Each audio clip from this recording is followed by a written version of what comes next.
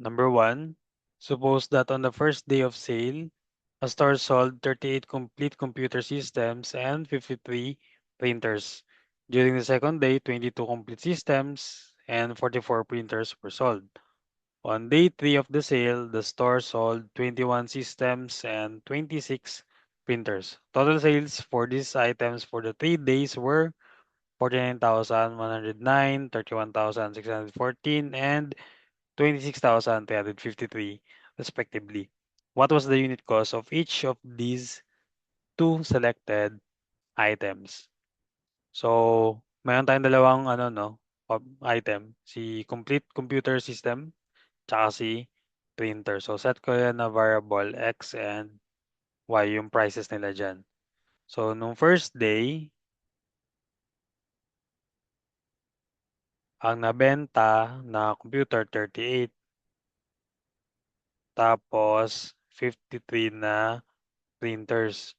Magkano yung total na benta sa first day? Ito yun, no?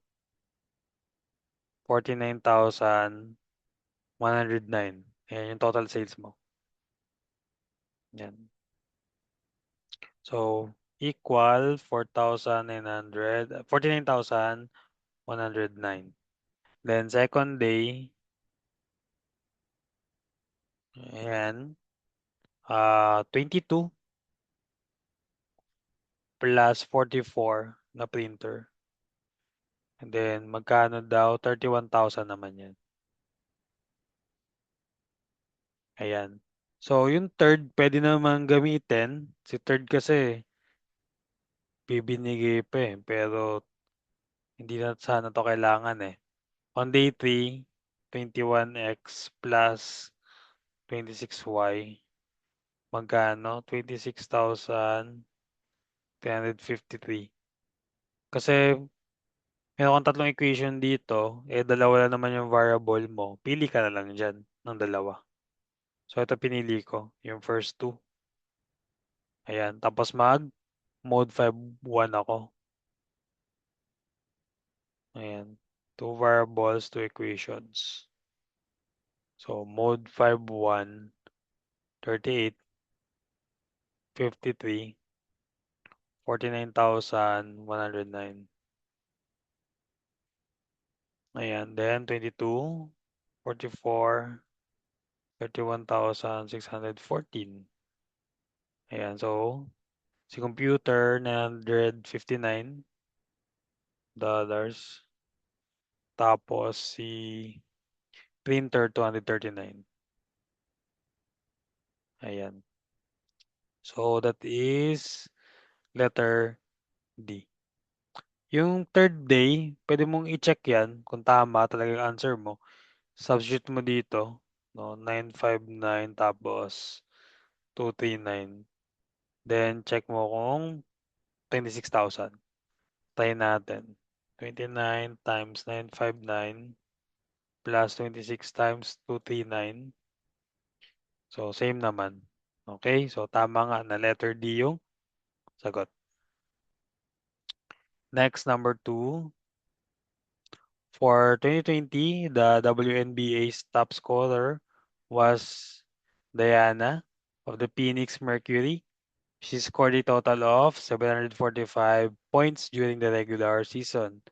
The number of two-point field goals made was 36 fewer than 2 times the number of 3-point field goals she made. The number of free throw, each worth 1 point, she made was 61 more than the number of 2-point field goals she made.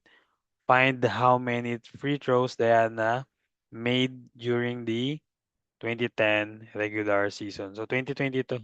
Mali nga ito. 2010. Dapat 2020. Bigla nag-iba yung year.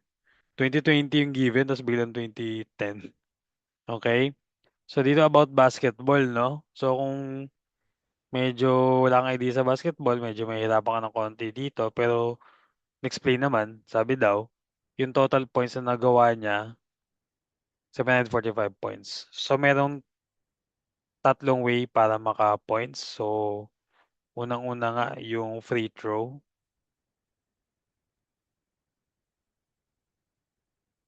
Meaning yan, 1 point lang yan. 1 point each, no? In-explain niya naman. Tapos yung pangalawa, yung 2 point, 2 point shot. Tapos, yung pangatlo, yung 3 points.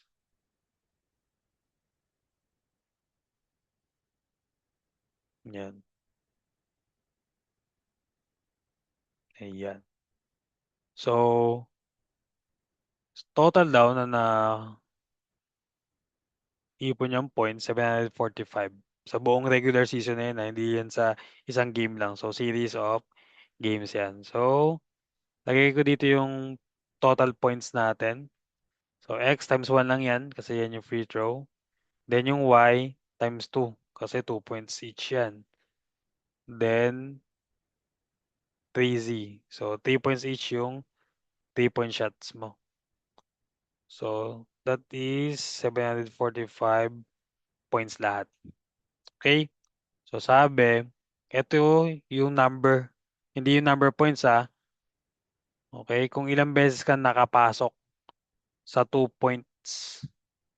So, the number of 2-point field goals was made 36 fewer than 2 times ng 3 points. So, lagay ko dito. Yung 2 points mo, that is Y, is 36 fewer. Mas mababa ng 36 compared to sa twice ng 3 points. So, 2Z minus 36. Ayan. Then, yung free throw mo naman daw was 61 more than, so plus, ng 2-point field goals mo. So, X is equals to yung 2 points, Y plus 61. Ayan. So, hinahanap dito yung kung gaano daw kadaming free throws yung napasok niya. So, that is X. Okay. How many free throws? So, pwede ka mag-mode 5-2. Okay, o pwede mong direct substitute yung mga equations na yan. Ito. Lagyan natin dito. Ito, lagyan natin dito. Yan, so mangyayari dyan, y plus 61, yan yung x plus 2 times 2z minus 36. Ayan. Plus 3z equals 745. Oh, dalawa pa rin yung variable kasi meron pang y. Ibalik ulit natin itong y. Tapos papagod siya dito. Ayan. So, mangyayari dyan, 2z minus 36. Ayan. Yan. Kompleto na. So, simplify ko pa ba? Sige, pwede natin simplify para mas madaling tignan. Okay? So, pwede kong i-direct sa calculator, pero for the sake na masimplify siya. So, negative 36 plus 61. Ito pala muna.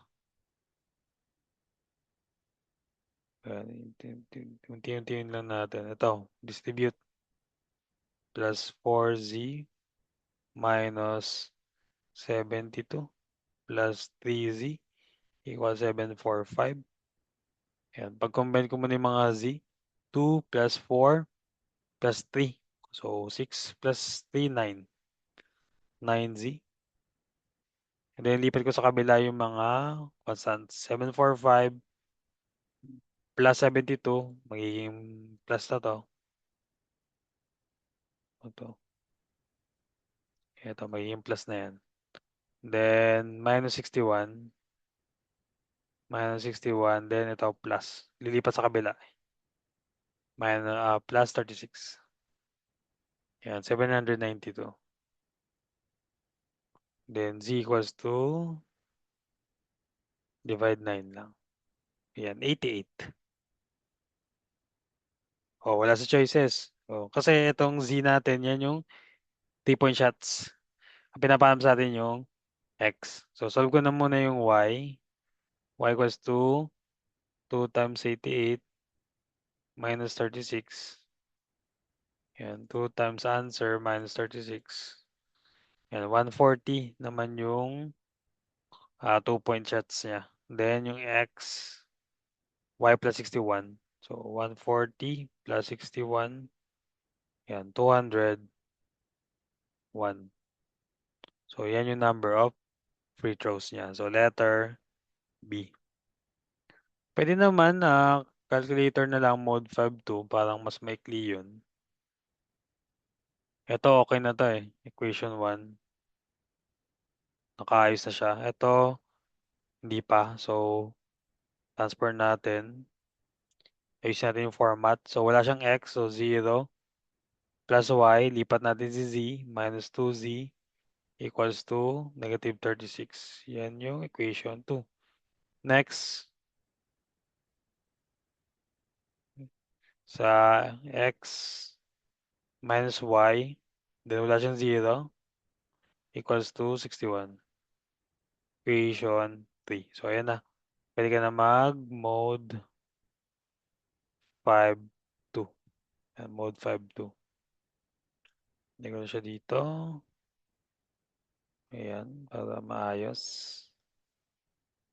Then, X, Y, Z. Mode 5-2. Ayan, ko to. 1, 2, 3. 1, 2, 3. 7, 4, 5. Then 0, 1, negative 2, negative 36. 1, negative 1, 0, 61. Yan, 201. Then 140 and 88. So same lang. Ayan.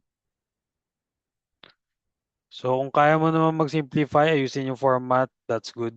Para makapag mode 5-2 ka. Number 3, if a certain number is subtracted from the numerator and added to the denominator of 9/19, the new fraction is equivalent to 1/3. So may number, i-subtract sa numerator tapos idagdag mo sa denominator. So ito yung initial fraction mo. Ayan. So minus x tapos plus x. Yung magiging bagong fraction daw is 1/3. Ayan, solve for x. So shift solve lang to.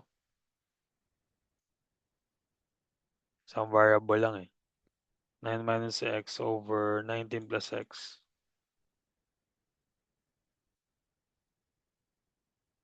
Is equals to 1/3. Shift solve. And 2. Letter C. Yeah. Next, number 4. In the United States, 7 out of every 25 homes are heated by electricity. At this rate, how many homes in a community of 36,000 homes would you predict are heated by electricity? So, ito madali lang din. Heated homes. Ilan ba lahat? 36,000 na bahay. Ilan daw yung naiinitan? Ayun o, 7 out of 25. So, 7 out of 25 homes. Ayan o, cancel lang. Ayan na siya. So, 36,000 times 7 divide 25. Ayan, 10,080. Ayan, letter A. Minsan may mga problem naman na hindi mo kailangan magpa-complicate, no? Minsan madadali lang naman din yung iba. Kailangan lang medyo nasi-sense mo yung problem. Ayan. So, mas magiging expert ka sa pag-sense ng mga problems if na-expose ka sa mga different type of problems. Ayan. Para mas madami yung malawak yung knowledge mo.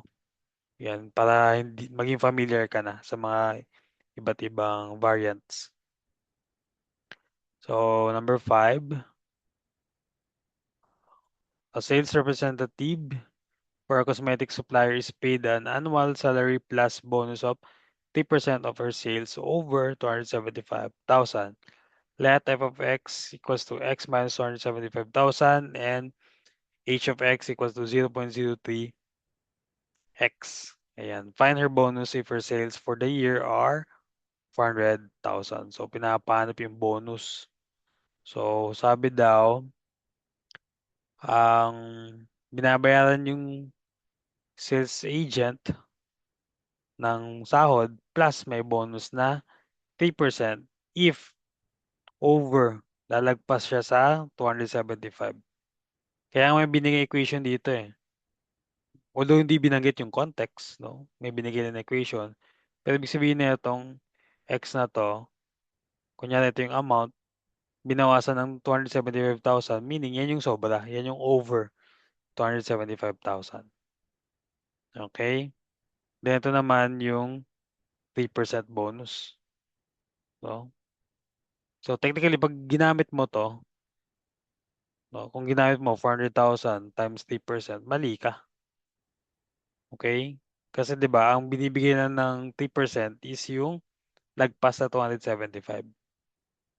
Okay? So, kaya nga pag ginamit mo tong formula na yan, mamamali ka or baka hindi lumabas yung answer mo sa choices. So, pwede mo naman gawa ng bagong equation yan. Okay? So, yung bonus natin, yan equals to, kunyari ito yung sales mo, bawasan mo ng 275,000. So, times 3%. Ayan na yun. Yan yung bonus niya. So, sale niya daw, 400,000. Binawasan ng 275 kasi yung susobra dyan, yun lang yung bonus niya. Yun lang yung 3%. Yan. So, 400,000 minus 275,000, ayan, times 3%. So, that is $3,750.